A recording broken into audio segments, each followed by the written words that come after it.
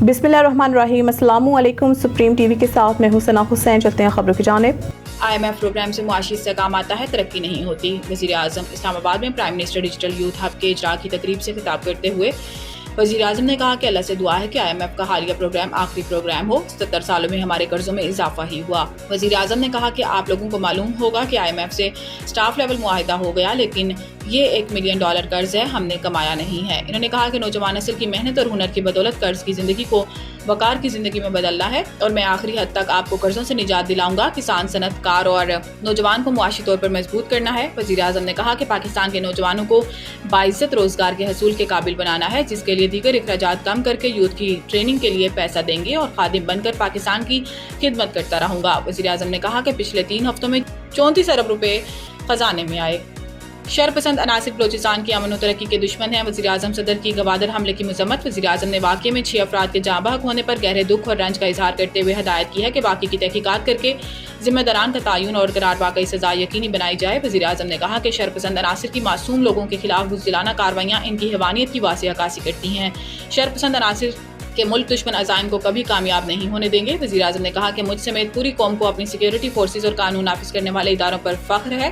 सदर मुमलिकत आसिफ अली ज़रदारी ने मुसल्लह अफराद की फायरिंग की मजम्मत करते हुए दहशतगर्द हमले में कीमती जानी नुकसान पर इजहार अफसोस किया। आसिफ अली ज़रदारी ने कहा कि दहशतगर्द मुल्क की तरक्की और सूबे की खुशहाली के दुश्मन है। दहशतगर्द बलोचिस्तान को तरक्की करता नहीं देखना चाहते। सदर मुमलिकत ने हमले में जख्मी अफराद की जल्द सेहतयाबी, जाँ बहक अफराद की बुलंदी दर्जात और अहल खाना के सब्र जमील की दुआ की।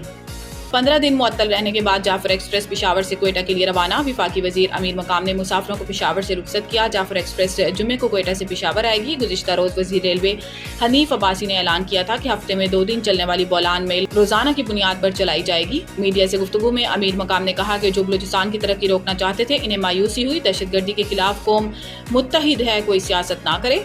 मखसूस जमात नफरत और शरंगेजी का मुजाहरा कर रही है। याद रहे कि 2 हफ्ते कबल बलूचिस्तान के इलाके बोलान में दहशतगर्दों ने जाफर एक्सप्रेस पर हमला करके खवातीन और बच्चों समेत तमाम मुसाफिरों को यरगमाल बना लिया था और फायरिंग करके 18 फौजियों समेत 26 अफराद को शहीद कर दिया था।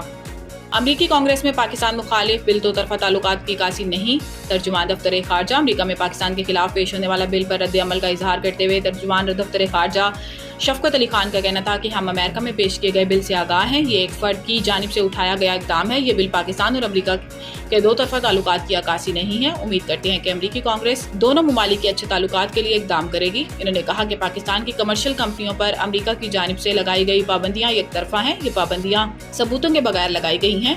पाकिस्तानी सहाफ़ियों के दौरा इसराइल पर बात करते हुए तर्जुमान ने बताया कि पाकिस्तानी पासपोर्ट पर इसराइल का दौरा नहीं हो सकता। इससे पहले जो इसराइल के दौरे हुए वो डुअल नेशनल थे।